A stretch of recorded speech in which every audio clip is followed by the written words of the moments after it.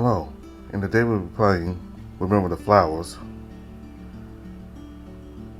we're about to play the third interlude. So we'll be seeing more of this fella here, Lance.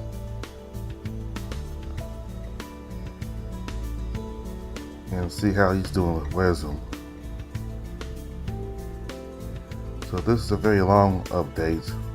I wouldn't say very long, but it's long enough that I may split it into two videos maybe. Or I might just keep it as one long video, but it depends on what I decide to do. But anyway, we're gonna go ahead and see what Lance is up to.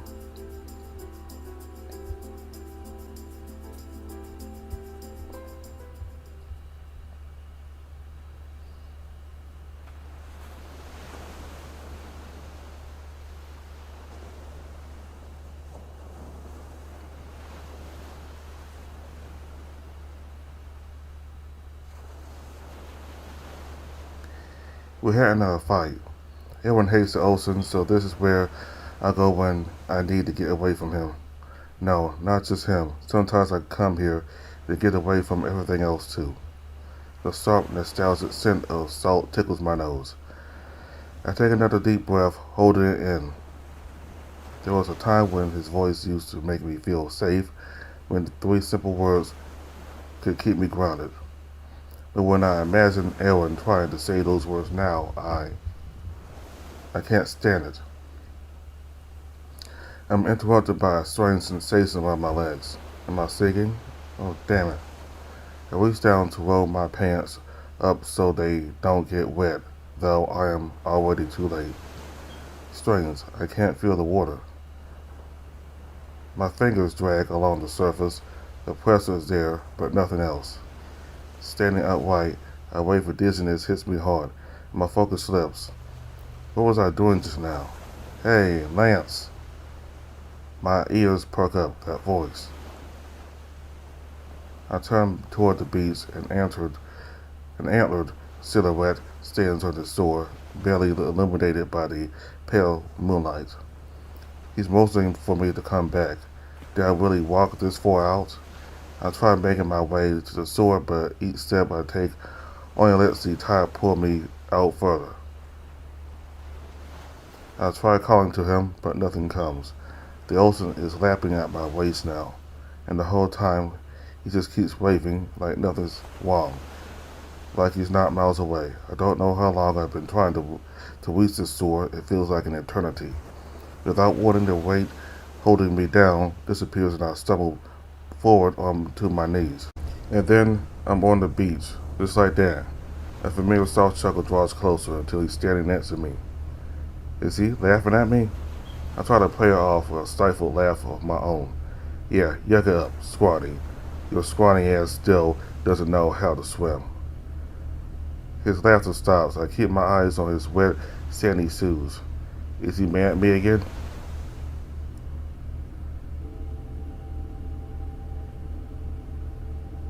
I look up, hoping to see anything but disappointment in his eyes, but instead I'm met with something even worse. It's Aaron, and he's wearing that horrible expression I'll never forget. No, Aaron, please don't. I still remember the unconstrained waves on his face when he struck me that day, when he found out what I did, when he tossed me aside for good. My scars still burn. They were infected for so long. And even after they healed, I couldn't stop myself from crying. I was alone again, just like I was at the start. I don't want to remember this. Please stop. I cover my eyes with both hands, grip my teeth, and beg for it to end. All that's left are memories. All that's left is me. Sometimes in the darkness, I hear him calling my name. I wish you'd stop running off on your own so much, Lance. Just talk to me. I'll slowly lower my hands. Reggie? My body jerks violently awake. There's a resounding thud as my head makes contact with a bunk above me. Ugh. I pant, squinting at my surroundings while rubbing the tender spot on my forehead. Damn it. I draw in a heavy breath, then slowly let it out. These dreams have been getting worse. I can't remember the last time I had a full night's sleep, but I'm resigned to being awake now, so I sit up and I linger like that for a good minute. The room is dead quiet without anyone snoring above me. Benji must be out and about. He's an early riser, so that's not surprising. I open my Axiom to see if anyone's left any messages. Nothing, just how I like it. I rub my face through my hands and slide my feet out onto the cold floor. On mornings like this, hitting the gym is the best thing for me. It's the only way to push through these thoughts.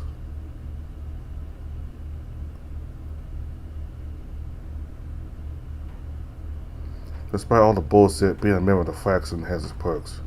From the luxury food court to the fully equipped gym, it's almost possible to forget about the bomb around my neck. A vacation with no tourists, there's not a soul in here but me. My panting fills the quiet room, along with the rhythm of my fist against a punching bag. If I want to survive this place, then I'm going to need all the help I can get. That goes for capturing Cyrus too. The thought still leaves a bad taste in my mouth, but I'll get over it. It's him or me. Sorry, Cy. I have to look out for myself now. Who knows, maybe I'll finally get to beat the shit out of Erwin as well. But now this punching bag will have to do. It's about the same size as him, after all. Great practice. After about 30 minutes, I'm finally starting to work up a decent sweat. As if on cue, I'm interrupted. Oh great, what the hell are you doing here? I take a steadying breath and force myself to turn around. One of my new teammates, Saber, stands by the gym's entrance with a scowl on his face. What does it look like I'm doing? He rolls his eyes and I grunt in frustration. That happy little squad they promised me. Yeah, not even close. This asshole and his dog have had sticks up their asses ever since we met in the infirmary. Even King's gone cold on me since our first meeting. Not that I care. I just don't have the patience for any of their shit right now. Thought you two were still in the hospital. Not that it's any of your business, but we were discharged last night. Oh, hi, Lance. How's it? Saber tugs at his arm, shaking his head. Hey, Lance. The wolf tries to look intimidating, but it looks more like constipation. I choke back a laugh. Guess I take my leave then. Have fun.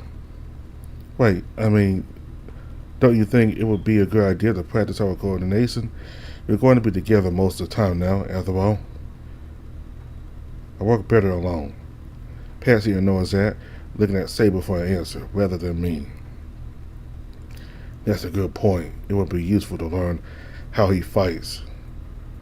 It would be useful if either of you knew how to fight in the first place. I'm surprised you didn't kick the damn bucket. Hey, cut him some slack. Neck wounds are no joke. And who was the one that put it there? That scrawny ex-prisoner of yours? Come on. Patsy's right. You two really do need practice. I'll form our arms. But then again, maybe you're better suited to playing traffic cop and patrolling the city, just like everyone else around here. Saber keeps scowling, while Patsy creases his brow. He just took me off guard, that's all. I've never seen someone move that fast before. We underestimated him, but that doesn't mean you can underestimate us. It would be better off I'd be better off just starting this mission on my own. Yeah, let's see how far that bravado gets you. You honestly think you can bag him that easily? We're the ones who've seen him in action. He's clearly not the same Cyrus you knew before. Don't be so naive. What's naive is you letting your guard down. Maybe you shouldn't underestimate your opponent this time. Maybe you shouldn't assume I'm the kind of guy you can mouth off to. In fact, why don't you get your ass over here and find out just how strong we really are? Saber cracks his knuckles in an attempt to intimidate me, only for Patsy to place a hand on his arm. Geez, just ignore him, Saber. Then Patsy turns to me, an eyebrow raised. You know, maybe the reason you work better alone is because nobody likes you. I don't need people to like me. Yeah, no kidding. Patsy sighs.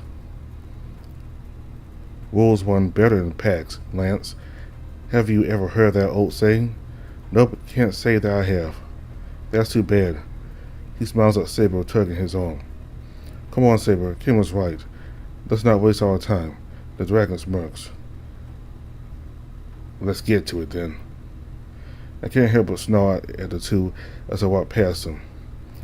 What a couple of tools. My accent beats right as I burst out into the hallway. When I check it, a notification appears. It's a reminder for a mission I was assigned to a week ago. I nearly forgot. I'm as good as dead if I come back empty-handed. I swipe the axiom screen away and head out. Anything's better than staying around those two.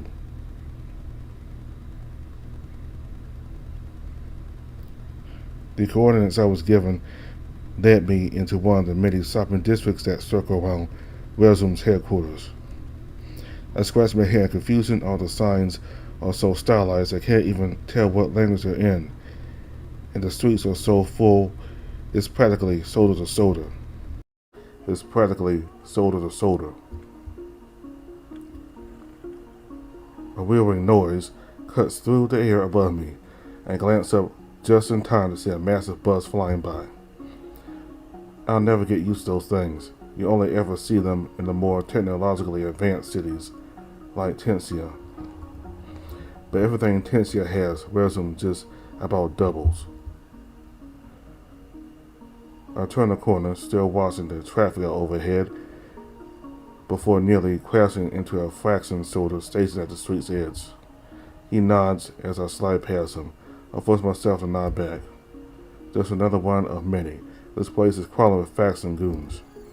I sigh before fiddling with my accent again. Resum's interactive map is about as helpful as a blindfold. The only thing it's good for is reminding me why I never leave headquarters. Lance? I jump when I hear my name from behind. What are you doing here? Shopping, or trying to anyway. What about you? Benji raises a bag. Also shopping. Need some help? Not really, unless you know where I can find some stuffed animals. Stuffed animals? You buying a gift for someone? Benji leans in and wiggles his eyebrows at me. Maybe someone special? Will you stop looking at me like that? It's not what you think. Okay, big guy. Come with me. I know just a place. Benji grabs my arm and starts pulling me along. Hey, personal space, remember? You're gonna get lost out here if I don't take you by the hand. I grumble. This is way harder than living on the street. There's too many people to keep track of here. Crowded spaces make me feel uneasy. Benji, though, doesn't have a care in the world as he drags me right through the doors of a building much larger and wider than the others. I get plenty of gifts from my partner here. They have just about everything. Lovely, but does a shop really have to be this big? What? You mean a mall? The hell's a mall? You've never been to a mall? I snap at him. Does it sound like I've been to a mall? Sorry, I keep forgetting you're new to the city. Benji chuckles at me. I've been to a few of the big cities here, just never for too long. Oh, I see. When I can't afford it, I try to bring my kids here every once in a while. There's nothing like this out in the countryside. The more I look around, the more overwhelmed I am by the number of stores and stalls surrounding us. Each door we pass has a new sign above it. Kind of reminds me of a black market, but for wits people, I guess. I wouldn't exactly call me wits, but yeah, that's pretty much it. You can find clothes, electronics, toys, just about anything really. Maybe I should show you the food court first. I growl. I stuff my hands in my pockets. Benji looks over at me. You know, gift shopping is supposed to be fun. All the way he told you it's not a gift, it's more like a favor. Huh?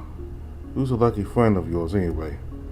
That's a detail Benji can't know about. Just saying it's classified hasn't worked out well for me in the past. It's just a pen pal of mine. A pen pal? Yeah, sometimes we send each other stuff. It's not a big deal. Right. What? Nothing, you just didn't strike me as a type that writes letters. Well, maybe you shouldn't be so quick to judge, huh? What the hell am I thinking? I can barely even write my own name.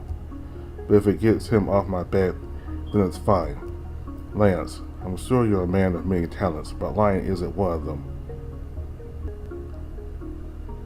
Damn it. That's a good thing to be bad at, though. I mumbled back and nothing replied. And Benji really knew anything about me, he'd never speak to me again, that's for certain. Some lies just come easier than others. So about those stuffed animals, what's your budget looking like, bud? Budget isn't an issue. They're good about compensating me. In that case, let's head down this way. There should be a novelty shop further back. Every now and then, Benji gets distracted by the various stalls set up between shops. I don't mind. I'm more than content just listening to him ramble on, happily bagging trinkets he tells me his kids might like. At least he's having a good time. That's not easy to do with me around. Rolls and packs. That patsy guy gets on my damn nerves. I can't let someone like him get stuck in my head. Yet there he is, and now I can't stop myself from wondering. What does Benji think about me? Does he like me? Does he consider us friends? The only people who ever fit that label were Edward and Reggie, and Cyrus. I don't think Benji wants to add himself to that list.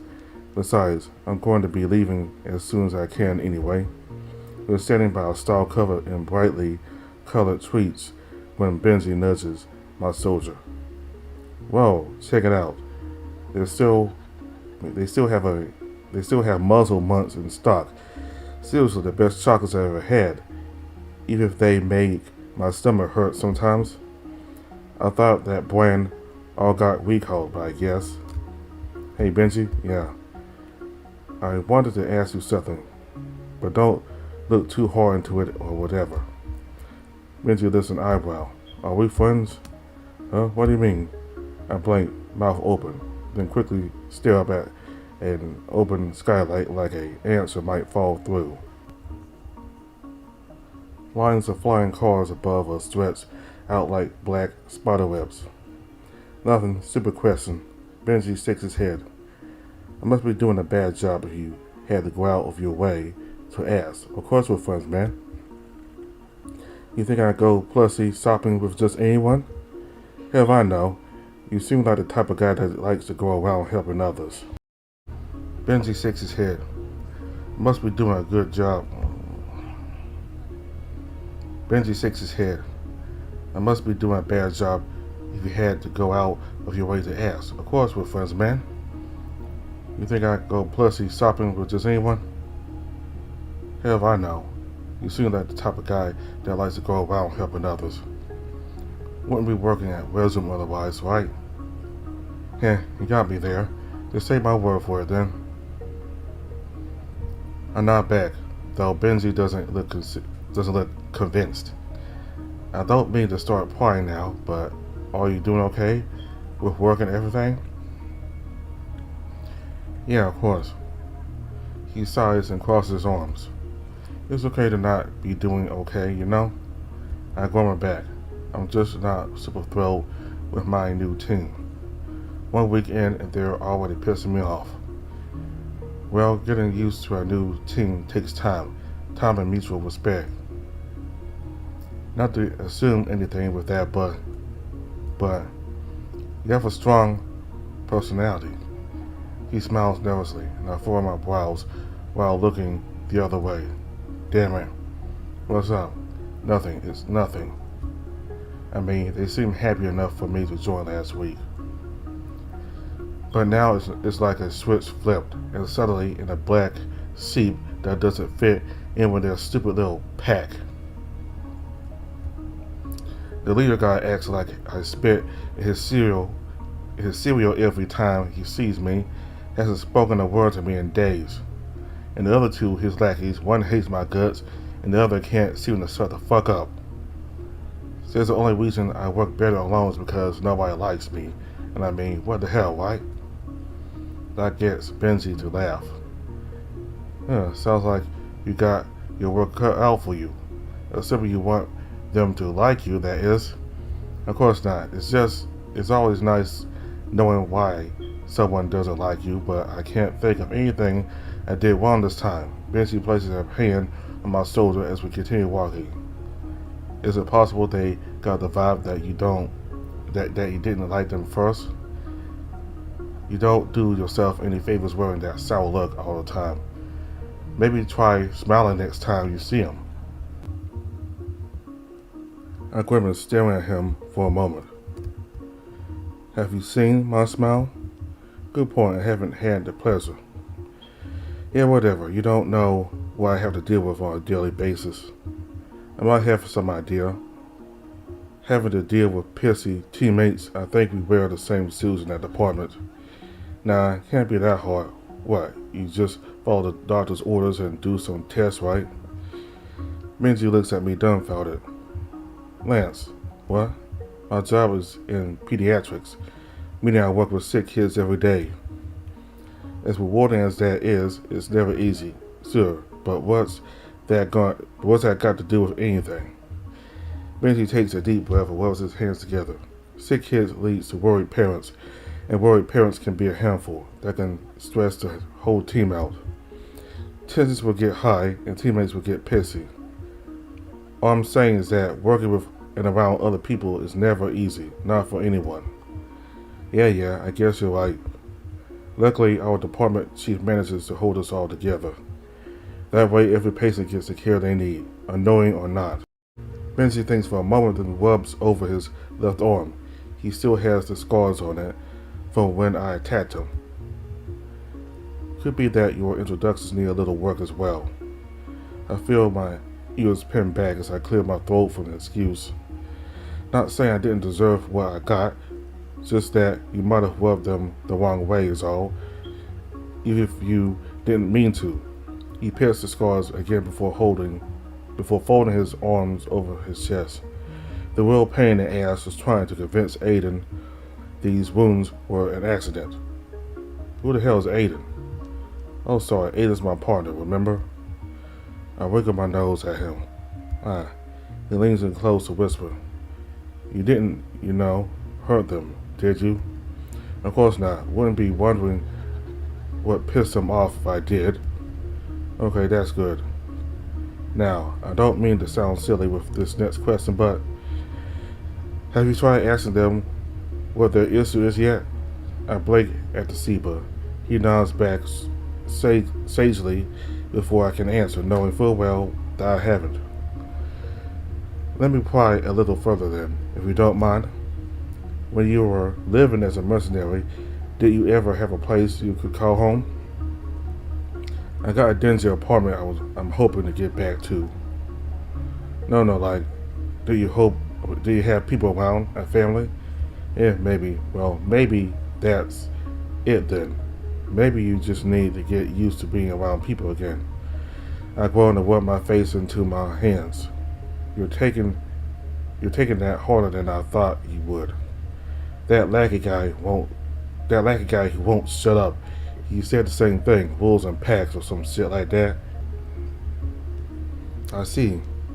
I've actually heard it pretty common for wolves to end up as loners. Stuffing my hands back in my pockets, I give a stoic nod. Funnily enough, I've also heard that group therapy works wonders for that particular demographic. I like having my own space, nothing wrong with that. True, as long as that's enough to make you happy. And you were happy before, right? When you were on your own? I shrugged. Sure. Well, I don't know the kinds of people you're teaming up with, but I still think you should give them another chance. If for no other reason than to figure out what you did to piss them off, sate your curiosity. All you risk losing is a bit of pride, which isn't such a bad thing to be losing a bit of anyway. Right, I guess I could try that. Benji breaks into laughter and pats me hard on the back. That's the spirit. Now let's get you that stuffed animal. Yeah, thanks. And you know, it would be funny watching you work in pits. Heck, you might even look great in scrubs. You do clean up pretty good. What? Benji's warm laugh cuts me off as I'm pulled away toward a brightly lit store.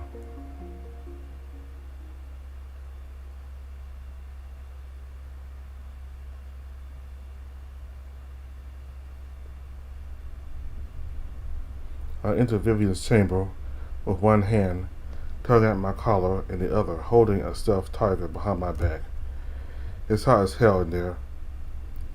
Guess she's still trying to get those tropical plants working. I hear her humming behind a curtain of waxy leaves. She's got her headphones on, so I just kind of stand around waiting until she's done my claws kneading into the pussy's synthetic fur in the meantime. It takes a good deal of willpower not to squeeze the damn thing till its button's eyes pop out. I think it's all the city sleep I've been getting. Makes me more irritable. It's also making it harder to get out of my head. It's also making it harder to get out of my own head. Try to focus on Vivian as she shuffles between two tall plants, misting their leaves with careful precision. It can't just be city sleep. There's something else going wrong with me to that effect. But what? The only obvious clue I can think of is this heavy, sick feeling that's wiggled its way into my guts ever since I left the mall. Frustration, maybe? But at who? At Benji? Nah, that doesn't make sense. The feeling isn't at Benji, but more like for Benji, which doesn't make any sense either. It's almost like I want to apologize to him. I don't know what I did wrong. Again, my claws sink further into the fabric. When Vivian spots me, she does a little jump, pulling me right out of my head and into the present. Jesus, you scared me. I offer back a smirk and a shrug. She reminds me so much of Cyrus. Something she calls heavy metal hums from her headphones as she takes them off. Something she calls heavy. My fault you vanished into your own little world with that thing on.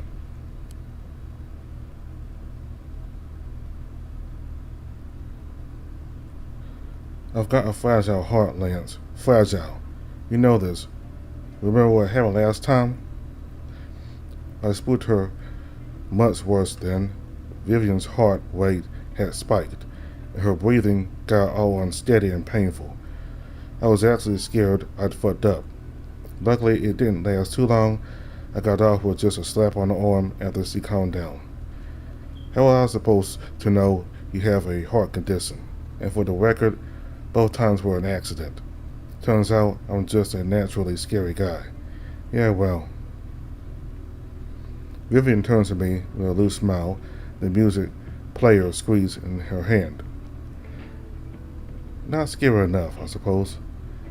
And you're late, you know? Easy. I was held up for a good reason.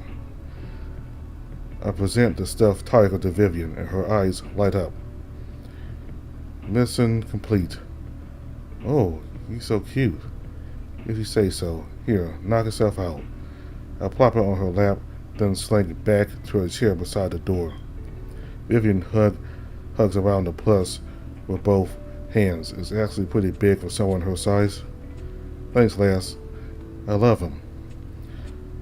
I tell her to thank Dario instead, since his orders are to reason since his orders are the reason I'm doing this in the first place. But the praise feels nice. No problem. I suppose I'll forgive you for being late this time, but just this once. Yeah. She starts to stroke the fur on its face. It's been a long time since I added someone new to my collection. Vivian wheels herself to her bed, which is covered in stuffed animals. Creepy. How do you even sleep with all those on? Sleeping is far more comfortable when you're surrounded by friends. Right. I'll tell you what is uncomfortable, though. Sleeping with a bunch of tubes in your back. She lets out a huff, resting her chin on her new plus. I keep telling them I don't need to be plugged in all the time, but they're adamant about it. I think the top scientists in the world might know a little more about your life support than you. They may, but those losers know nothing compared to my dad. Oh yeah? And where is he exactly? What would you like to know? What? Is that a secret too? Throw a dog a bone our way, damn. She giggles at that. Sorry, guy, but that's classified information. I blink. I know she's joking, but I hate being left in the dark. What's wrong? Nothing. I'm pointing to the plus in her hand. So, any reason you wanted a tiger of all animals? I was just thinking about an old friend. Trying to, anyway. One of my best friends was a tiger, you see. And it feels like I'm forgetting more and more about him each day.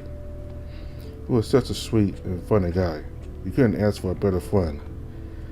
She sighs, gaze falling to the floor, the plus held tightly. A quiet moment passes before she snaps out of her thoughts and looks up at me again.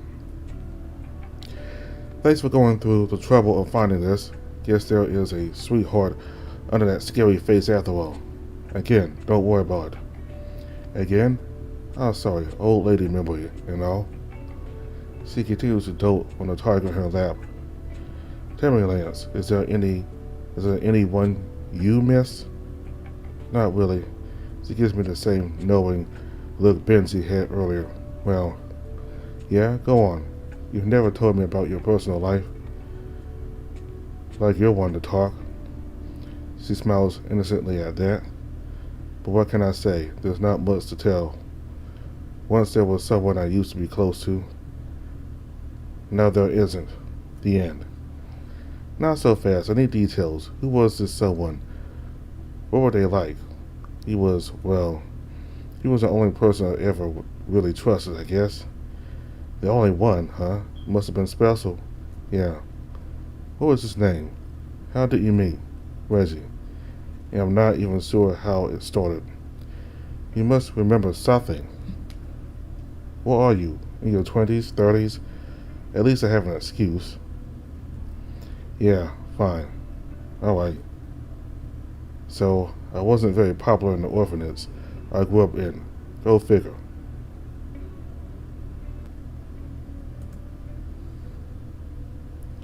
Never had the face of the patience for making friends, even when I was little. Then one day, I'm off on my own, minding my own business, when here comes a scrawny elk kid demanding to hang out with me, of all people.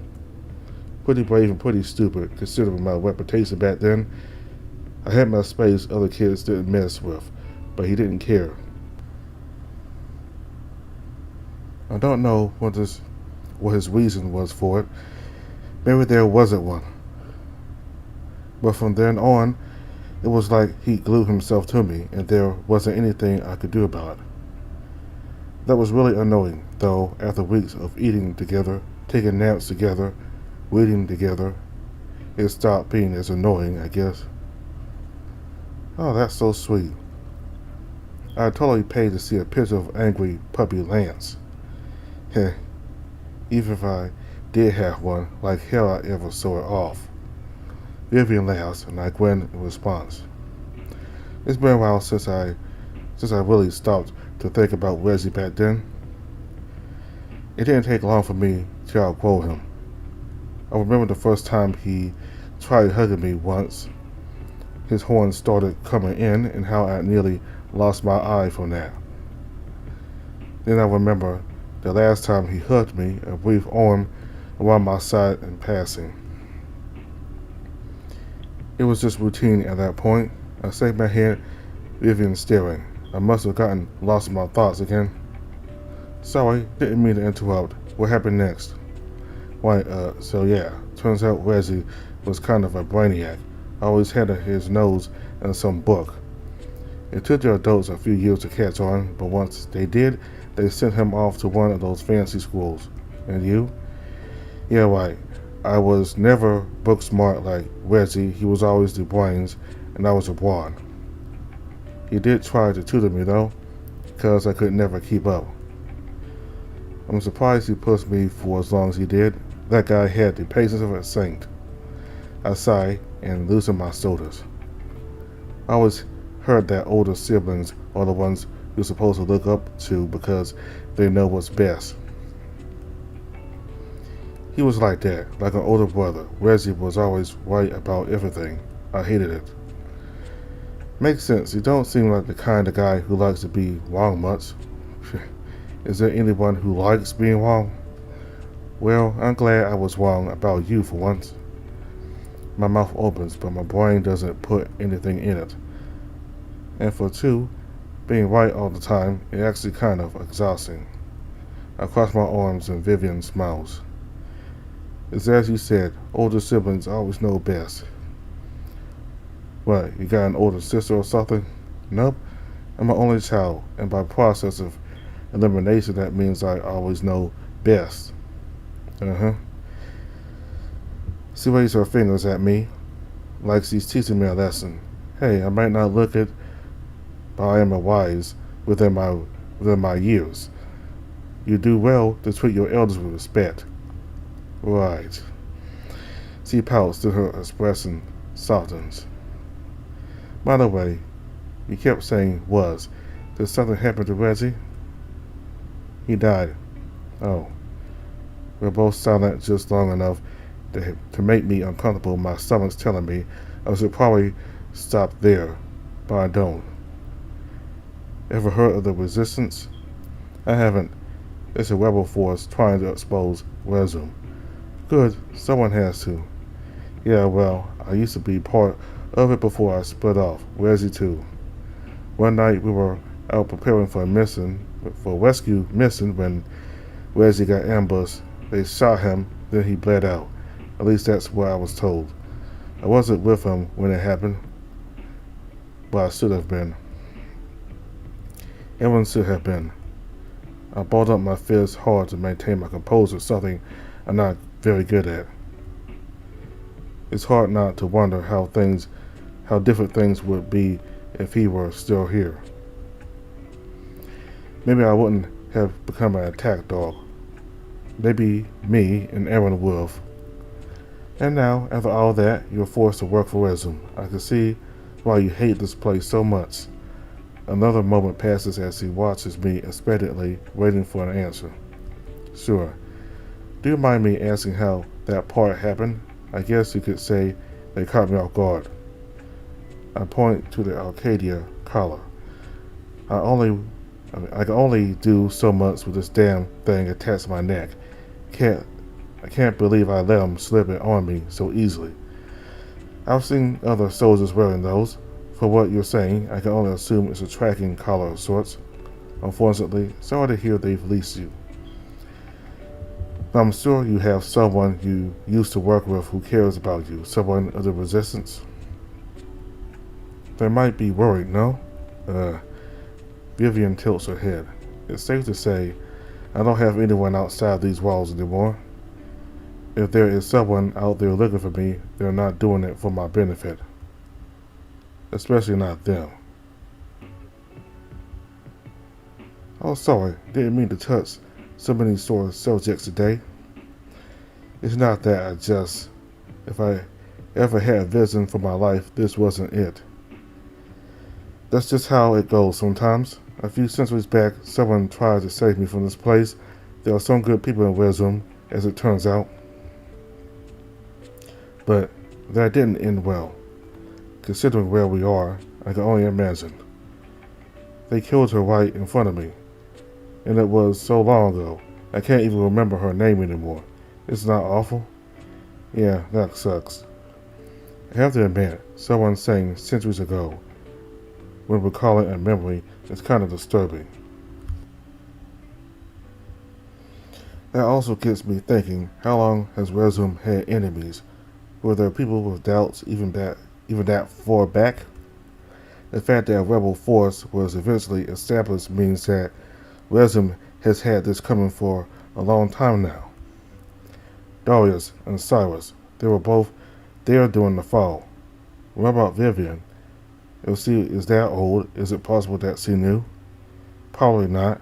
Vivian isn't a carrier as far as I know, more like one of Dario's pet projects. At least he's loosened up since we first met. I'm feeling a bit loose in myself too. I almost forgot that I'm supposed to be irritable still, and thinking about the why on that. Lance. Are you getting enough sleep? My bed is right over there, you know? I'm fine. You sure? I bet a nap will fix those bags under your eyes.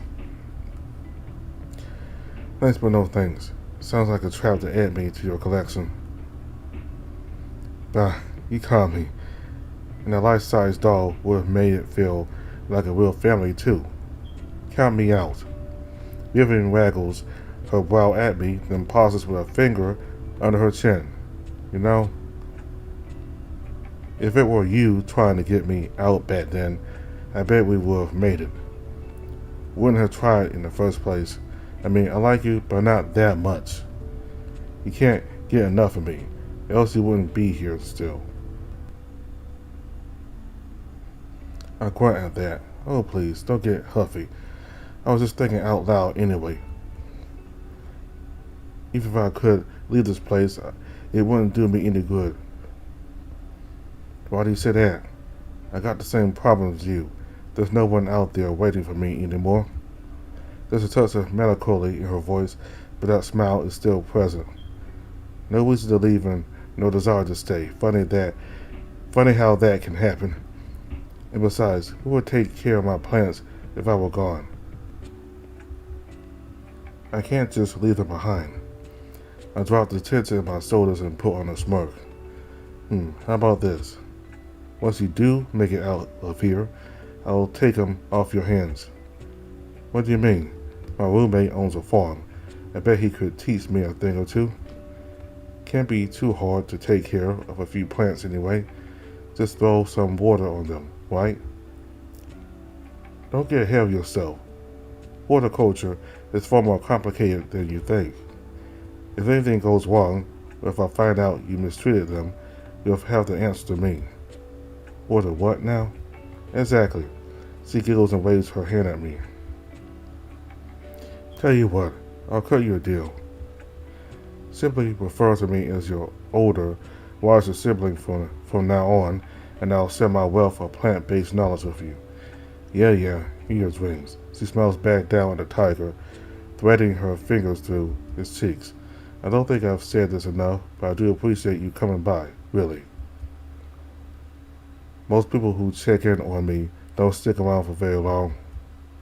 Honestly, everyone else who works here barely acknowledges I exist.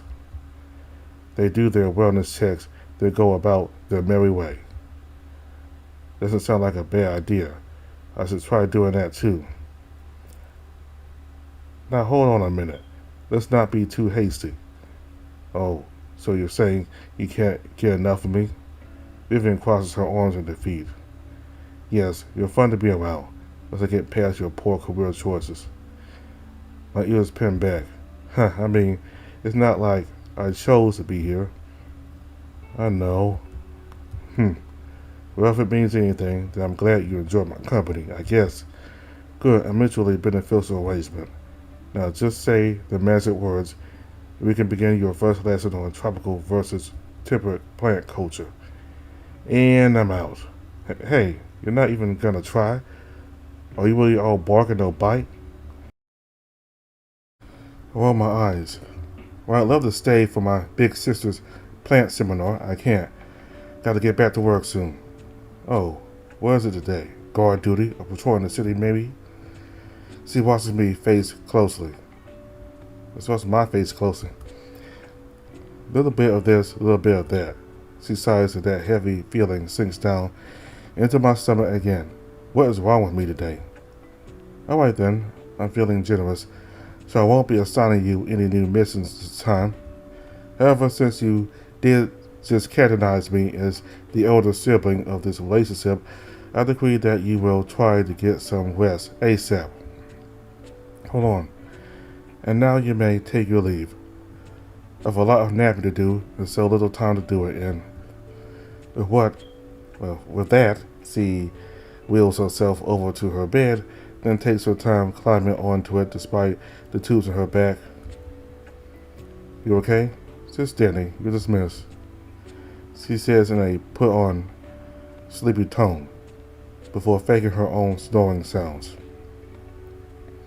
Vivian almost looks comfortable surrounded by all those stuffed animals, her family. I let out my own loud yawn, nosily pop my back with a stretch, then drag myself to the door. Sleep well, Viv.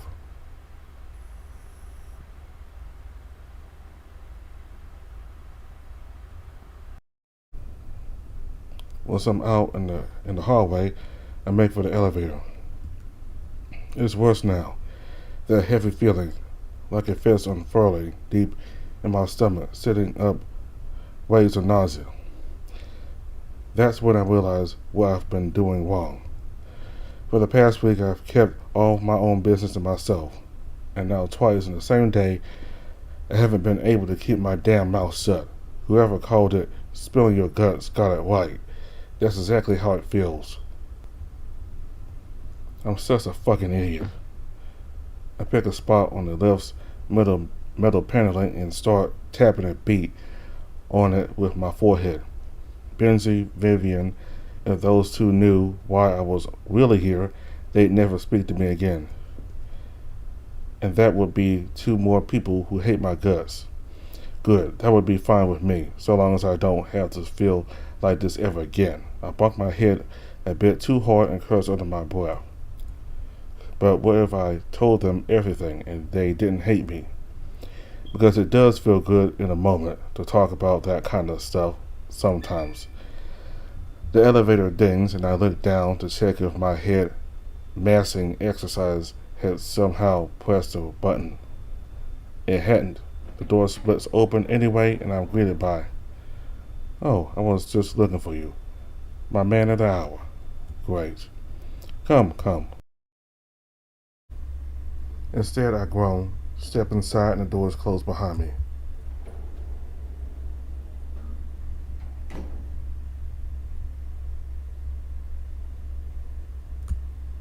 I'm used to going up from here, but the elevator is going down this time. I've never been past Vivian's floor. You seem to be enjoying your time with her. I look over at Artemis. And what's it to you? Let's make an observation. Tell me what you want already. Of course. I've been given permission to take you on a tour of some of our labs. Now, does that sound fun? I rub the raised flesh on my forehead with a groan. Do I have to? I've been running around all day. I'm exhausted. I'm sorry you have it so hard, Mr. Krager. But yes, you do. You're missing. Once it truly begins, will be one fraught with many dangers and perils. The resistance won't be so easily bagged and tagged, you see? My target is Cyrus, not. Artemis waves a paw at me. But luckily for you, Resim has at its disposal a very powerful means as assistance. It's important that you know the tools of this proverbial tool belt we're providing, and to that end, It's important that you know what we do down here. I think I already have a pretty good idea. That's adorable, but I'm confident you don't. I roll my eyes, and Artemis chuckles to himself.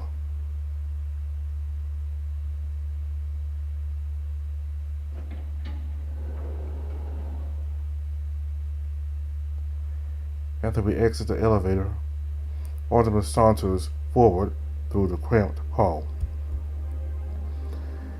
I have to press against the wall to make room for scientists passing by.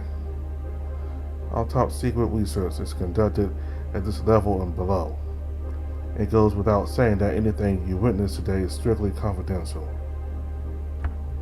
Let me guess. Cannibalism, torture, funny.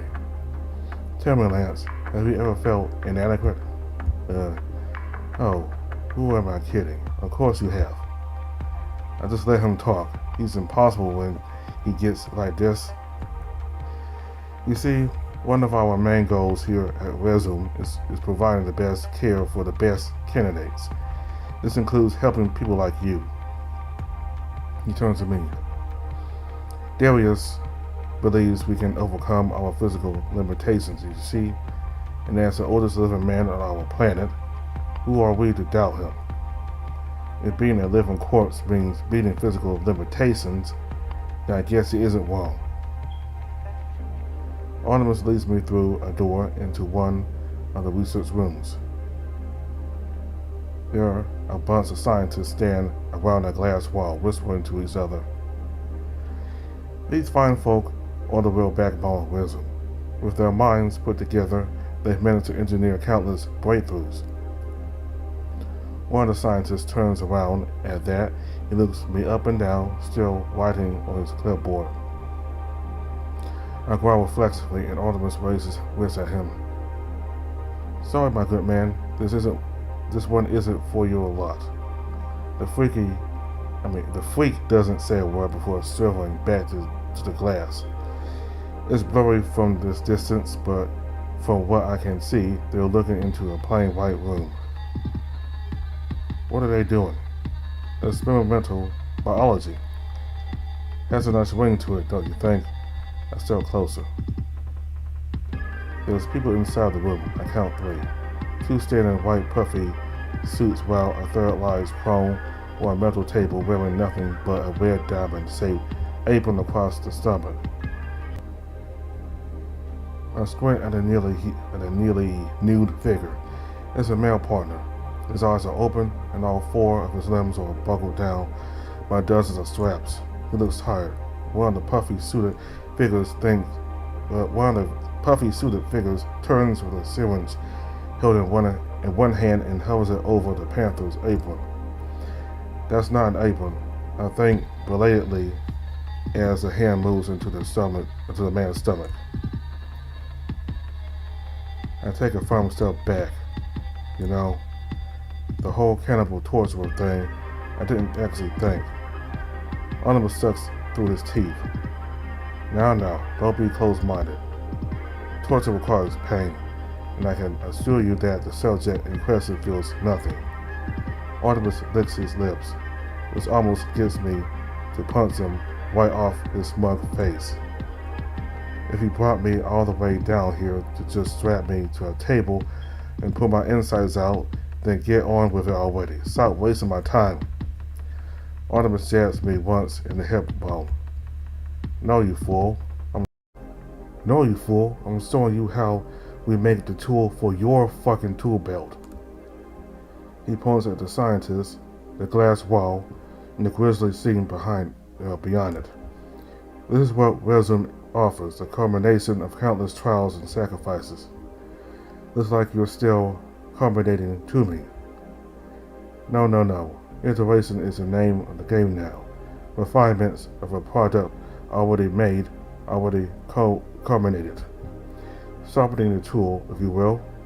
And is this what they used it? Is this what they're used for, the carriers? Artemis clicks his tongue and waves his finger at me disapprovingly. Now that would be foolish. Honestly, do you ever think before you speak? Carriers are expensive, valuable, precious. Meanwhile, interactive experiments have little requirements for the subjects themselves. Artemis bumps his shoulder into mine and drops his voice to a whisper. But speaking of, you wouldn't happen to know anyone with a profile suitable for iterating upon, would you? The hell kind of profile makes anyone suitable for that? Oh, you know the type. No family, no friends, no concerts. Sound familiar? I grunted. His smile brightens. Tests that don't require willing participants instead require greater precautionary measures, you see? Because resume has appearances to maintain and ethical codes to uphold, of course. That one in there, well, I personally vetted the man's criminal record myself, and I dare say the things he's done make someone like you look like a saint. The world won't miss him, believe me. As silly as it sounds, I get it. If I disappeared, the world wouldn't be crying over me either. But this is just, I don't even know. Sure, but I kinda, got a job I'm supposed to be doing. All I'm asking from you is that the next time you're out doing your job, whether that be in a mall with a friend or in a bedroom indulging the fantasies of one of our subjects, you keep an eye out for any candidate showing potential, someone who would be better off as an aid to scientific progress.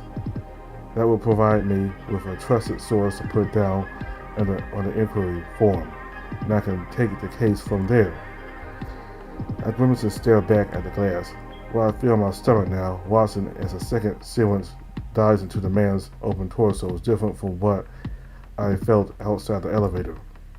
If that was an inward kind of pain, then I guess this isn't. Mr. Krager, look at me and tell me I'm wrong about you. You are a practical, pragmatic, no-nonsense man who knows what he wants and cuts through all the crap to get it, yes? You're a man of action, not like these men here. He waves at the huddled white coats. Not a man of science, bound by rules and rigor and methods, of who's and whys. Because to you, it doesn't matter why a thing works, just that it does. You don't need to know who is on that table so long as you're not. No, for men like you, all you need is a where and a when. All that matters, and your track record will agree, is that you get what you want. I sense my brow. I don't know what the hell he's talking about, but it's pissing me off. I could easily be a scientist. You're missing my damn point. On purpose. You're doing it on purpose. The weasel smooths his coat out and resets himself. My point is this. You have what you want, and I'm offering you a way to get it. And what I want is money, of course, money.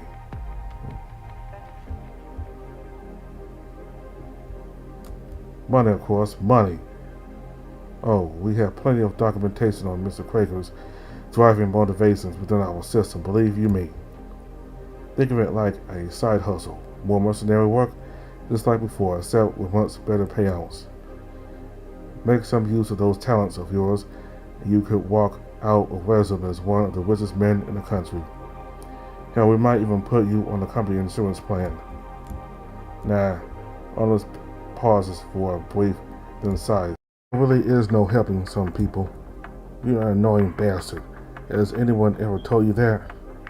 All the time. Why do you ask? Just needed to make sure I wasn't going crazy. You won't survive here long if you're not a little crazy. His mouth flattens, then he makes his way towards a door opposite of the one we came through. Come, Resume has much more than money to offer you. I follow Artemis into a new room mirroring the one we just left, only without the whispering scientist or the sacrifice.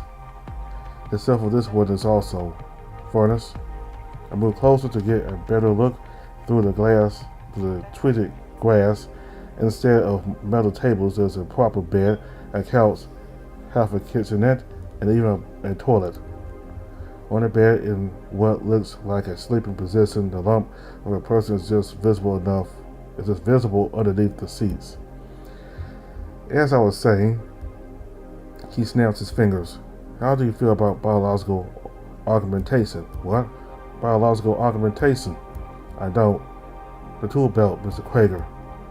Is that guy in there dead? No. This is a willing soldier who is in the process of biological augmentation. The patients undergoing this treatment may seem modest. They are just as comfortable, and not more so, than what you have currently. Your own room. Fancy that. No more plucky bunk buddies over your head. Just you and yourself, all alone. Wouldn't that be grand? I take a step back. Artemis is trying for as genuine a smile as I think the man can possibly muster. It's the kind you see behind sketchy stalls in a black market right before you're sold a knockoff Axiom that moonlights as a lithium explosion. I like my plucking roommate. Nonsense. What you like, Lance. What every man likes. Artemis swings his arm around my shoulder. Is power. That's what biological augmentation has to offer. Power without limitation. I get the feeling he's practiced this in front of a mirror more than once. And the best part, no invasive surgical procedures required, no fasting or contrast dyes, no need for anesthesia. Just one simple shot. He jabs a pointing finger into my bicep, followed by an inconsequential 2 to 3 week incubation period. Insert the serum, take all the latent power nature holds captive over us will spoil out, and you will become so much more than you are now. That's a pretty useful tool you're being offered, if I do say so myself. Artemis is so close now that his face nearly bumps into mine. He waits eagerly for my reply, and I keep him waiting. Finally, after a long and uncomfortable silence, his arm falls off my shoulder, and he steps back. I can hear it when you grind your teeth, you know? It's disgusting. Whatever. If this shot's so damn fantastic, why haven't you taken it? Why isn't everyone here hopped up on limitless power? Well, as it stands, more soldiers are too afraid to try the serum in its current form. Sounds like it's shit then. Artemis scowls. The serum works. The power is there. I've seen it.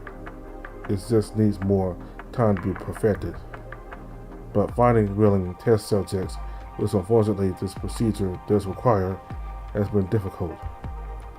We're lacking bodies in all departments, I'm afraid. He looks through the window at a sleeping patient. Progress falls behind when we have no people willing to make sacrifices. It would be a shame for you if you turn this opportunity down so quickly. Consider it as shame then. Like hell I'd ever become one of Resol's experiments. Artemis shrugs. No harm done in asking, right? No harm done in asking, right? Nearly all of our supply for iteration comes from death row inmates, and the dissident scraps the fraction bring back alive. But by that point, they are usually too weak and far from willing. As for augmentation, you're looking at our only test subject in weeks. Better than nothing, I suppose, just barely. Artemis suddenly starts walking around me, looking me up and down. But you, on the other hand, are quite the specimen. I'm certain a body like yours could take a rigorous beating. With all this rugged muscle mass you've built up. No harm done in asking, right? Nearly all of our supply for iteration comes from death row inmates, and the dissident scraps the fraction bring back alive. By that, point, they're usually too weak and far from willing. As for augmentation, you're looking at our only test subject and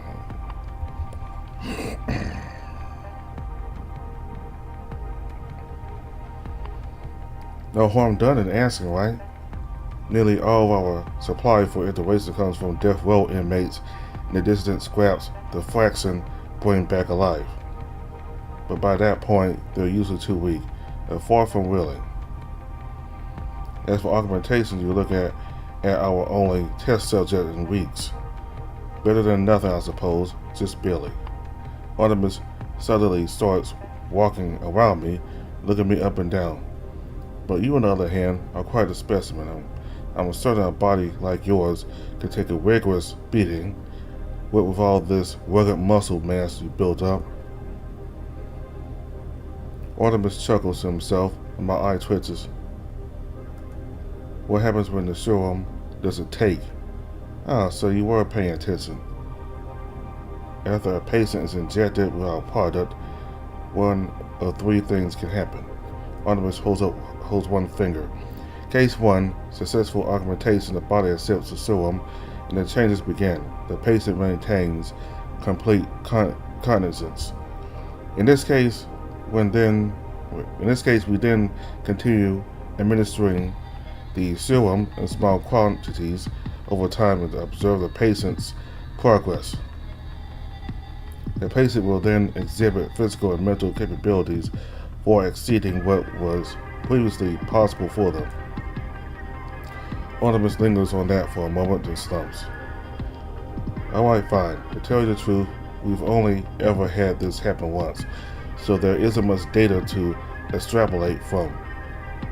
A rather persistent kink in our pipeline sold up soon after UC, but demand has been on a sharp incline recently, which I've taken to mean those kinks of ours have been dealt with. I can't tell if he's even trying to sell me on this anymore, or he just wants someone to talk to. At least there's no iterating on display. Okay, so who was the lucky patient? Lance, that would be breaking patient confidentiality, now wouldn't it? Artemis lifts a second finger.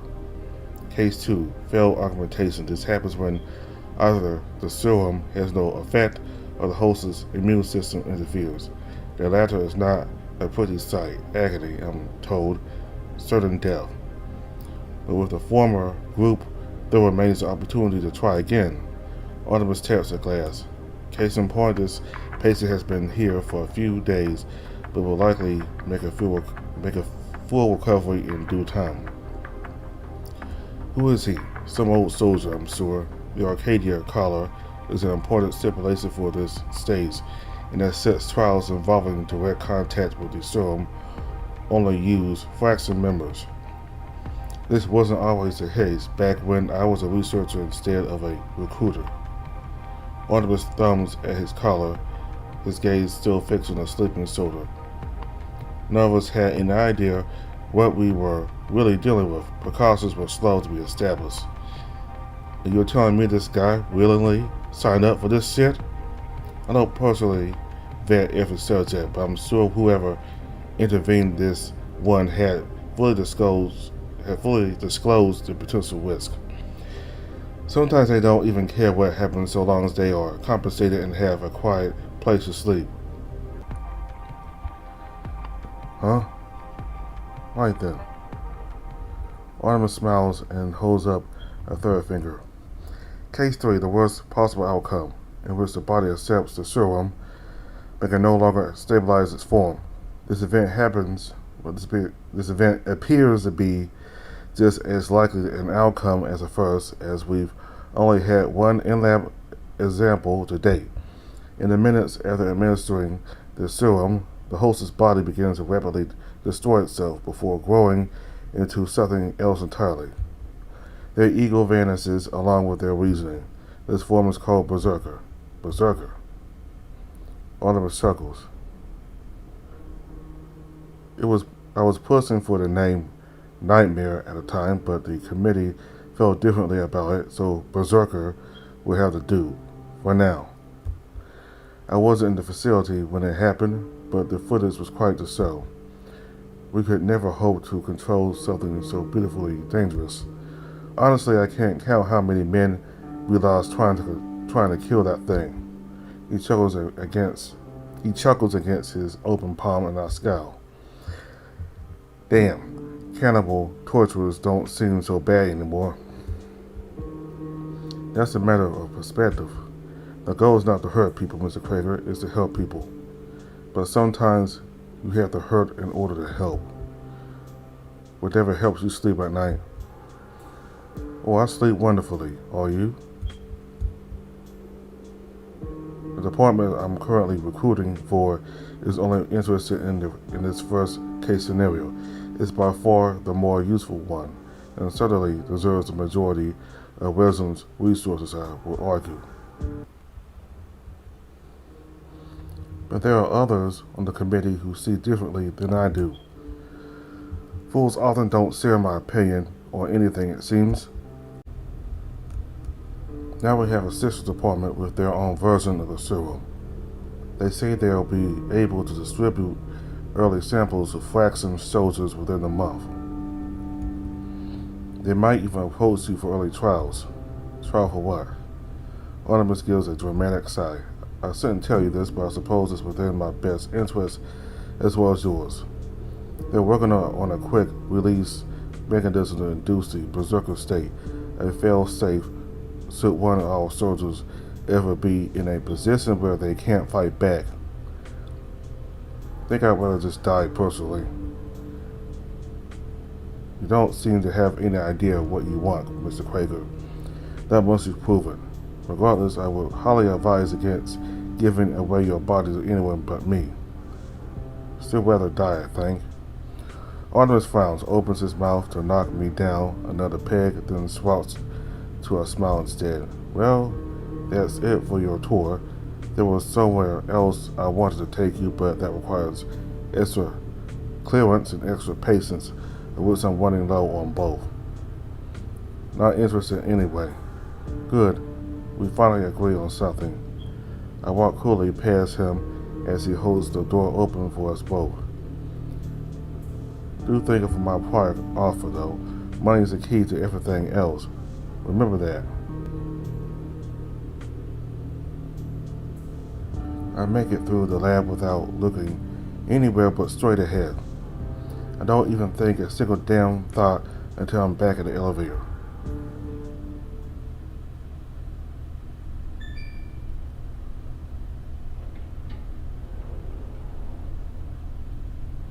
Only when it dings do I realize that I've been holding my breath in. I let it out with a sigh. Like I must really think I'm an idiot. There's no fucking way I'd ever agree to either one of his offers, not for money or anything else. I pressed a few buttons and let out a sigh. That guy must really think I'm an idiot. There's no fucking way I'd ever agree to either one of his offers, not for money or anything else. I pressed a few buttons that looked loud enough, then dragged myself back a step.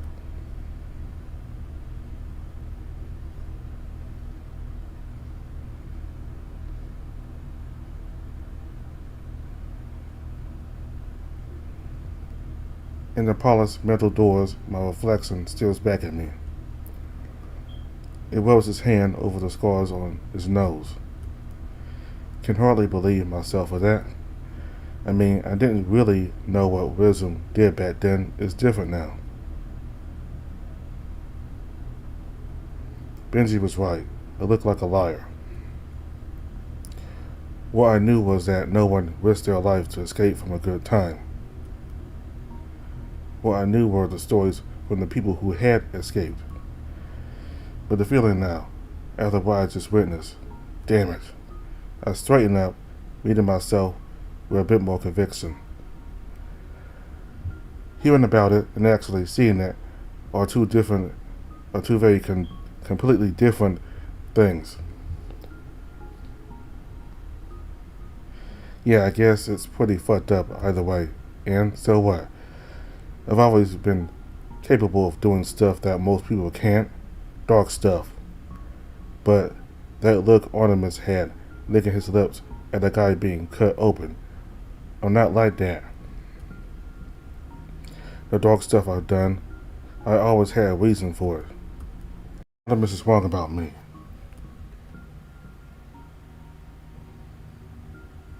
Is he? Making a fat lower caste has been my goal for nearly half a decade now. Because everyone needs money. Money for food, money for rent, money to not worry about needing any more money for a while. Those are all solved issues at this point, though. Once I win my freedom, my balance is set for life. And then what? Could always make more money. My reflection blinks back at me, tired, bored. How the hell does anyone ever figure out what they really want? There's gotta be a method to it. I put the image of that dissected panther out of my head, instead to try picture myself with all the money I could ever ask for. Just me, swimming through pools filled with cash, and I feel nothing. Good. Fuck Artemis. That still doesn't tell me what I've been through. Maybe I just need to start small. Aside from getting the hell out of here, what do I want right now?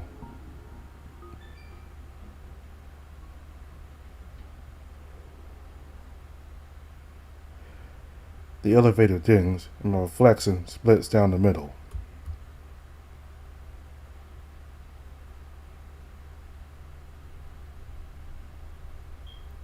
I'm staring down an empty hallway lined with closed doors. I drag my feet over the threshold. The answer couldn't be any more obvious.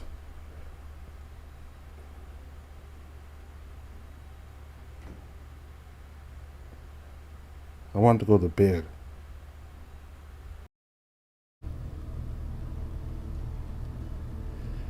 So we'll continue with the rest of the interlude next time.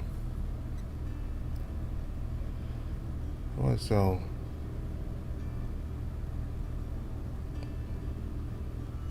both Patsy and Saber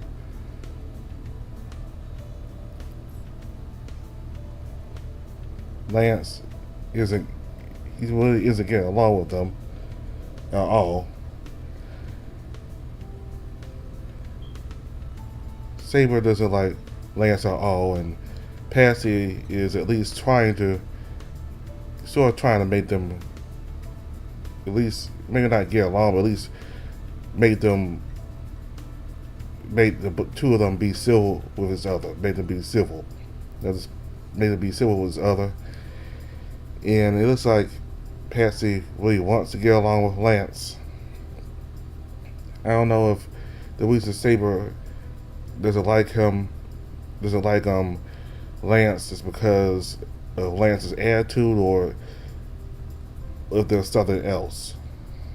Again, I'm guessing he might just not like Lance because of his attitude, and Lance, he's always been the loner type, and he hasn't been all that much of a social person his whole life. He doesn't really do well with others. Though he did actually do pretty well with Cyrus, surprisingly.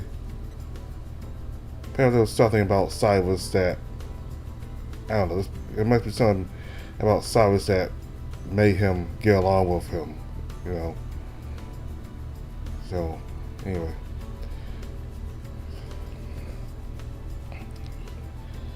So he's very much determined to do what he's gonna do.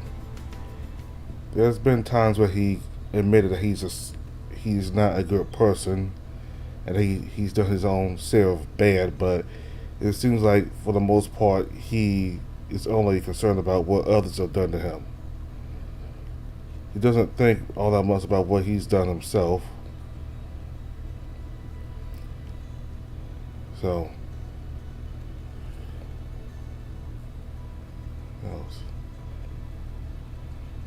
yeah, that's what he said. Sorry, sigh. I have to think of myself now. Basically, that's basically confirmed his mindset that he's about making money and looking out for himself. He'll do anything to do it. I mean, he'll do anything to achieve that, whether good things happen to others or bad things happen to others, regardless of what happens. He just doesn't really care that much. He's just gonna do what he wants for himself. So as Artemis said while they were in the laboratory, Lance is a pragmatic person. He's gonna do what works for him, regardless of the consequences for others. And apparently that's the type of person Artemis likes. And that's also the type of person Resume likes.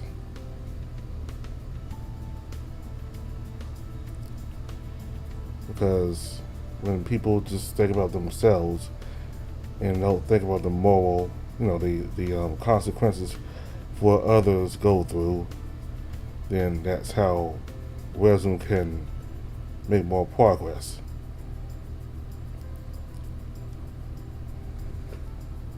I mean, that's at least that's what Wisdom thinks. This is a company that's willing to, we, continue with research and discover new things if it means hurting other people. So it seems though that Lance is the type of person they like.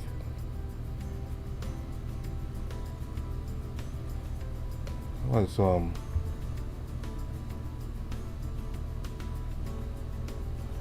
like that conversation. Well, not conversation, but I like the part where Cooper is constantly thinking about life and what's the meaning of life and why people need stuff. What's the purpose of a house or making money or getting clothes, all that. It really tells what Lance is going through. Of course, he's had a life that most people, I won't say most people, but a lot of people didn't have. I mean, many people, they live a regular life, grew up, had a childhood and parents, and maybe some struggles, but at least they had some stability. Lance never really had that. He didn't really have a childhood or parents. So he's messed up. He's a messed up person. I'm not saying that, like messed up as in being like bad or evil, but messed up as in, somebody who just don't somebody who's just not very functional. Somebody who's just don't know how to go about life, really, because of his life, So I kind of feel sort of bad for him, not condoning what he did, but I do kind of feel kind of bad for him. Sort of. Alright, so we'll continue with this third interlude for Lance next time. Thank all of you for watching. Goodbye.